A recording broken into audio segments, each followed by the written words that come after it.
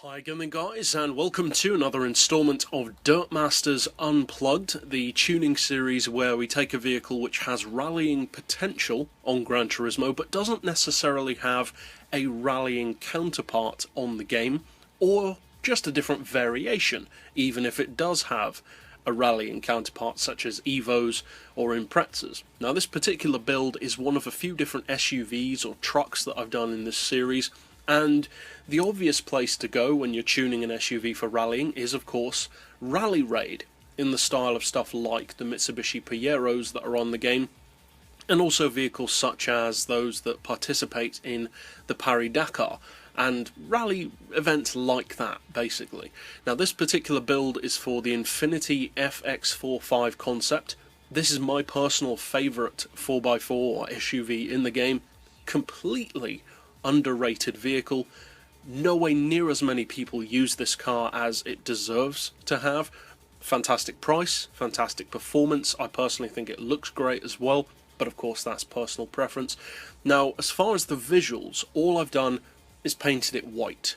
The particular white that I've gone for is called Scotia White. It comes from Mitsubishi, and it's a very pure, clean, basically just a solid white. So for the visuals, there's really no need to go over to the tuning garage for that aspect of the car. So we'll go straight over, of course, first of all to the mechanical side of things, and then obviously take it out to a dirt track to see how such a large vehicle can potentially handle itself. Now, when it comes to rallying, being PP specific generally isn't as important, because most people in public lobbies, for instance, don't tend to be as stringent about, oh, you should stick to 500 PP or whatever. People don't really seem to care about that as much. But, nonetheless, I have built this to be rounded off, PP-wise, to 525. Now, I've fitted it with dirt tyres, of course, or snow, if you plan to take it on, of course, a snow track.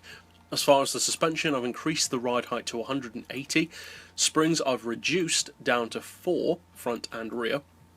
Now, if you want the car to handle in a much more serious, focused, fast way, obviously you'll want to take the springs higher. But I wanted this car to be first and foremost fun. I wanted it to be able to bounce around the track and really look like you're having a great time. So that's why I made the springs so low. The dampers I've got on 4, anti-roll on 3, no camber, no toe, you just don't need them on a car like this. We'll come back to the gearbox last, as we often do.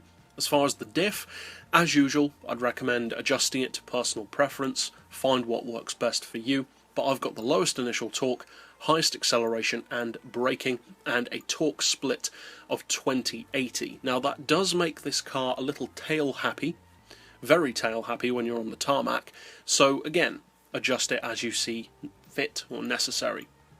As far as power, of course you can build it to whatever level you want. I wanted it to have performance that would seem relatively realistic to something like this, around 500 or so horsepower and as light as possible. So I basically fitted everything to it that increases the red line and left everything else standard. So the engine, computer, exhaust and cat, plus an oil change, and then I reduced the power down to 95.2%.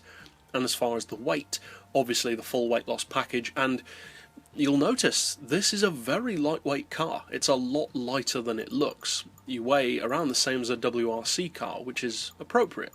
As far as the gearbox, obviously it's not a top-end tune, so I've gone for an auto setting of 149, and then individual gears of 6.1, 4.1, 3, 2.3 and 1850 with a final drive of 2.6. So that's overall for the build, and of course, being as it is a custom vehicle not based on a real car, there's tons of room for personal variation.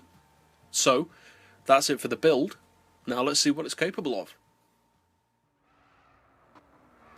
Now, as I mentioned, on the tarmac, this car is very, very tail happy. The soft suspension combined with how much torque is going to the back end of the car, plus of course the power, makes it that way. Overall though, once you get this car on the dirt or on the snow, it's an absolute hoot to drive. I personally find this to be an extremely fun car, not necessarily just in rallying form, but in all forms.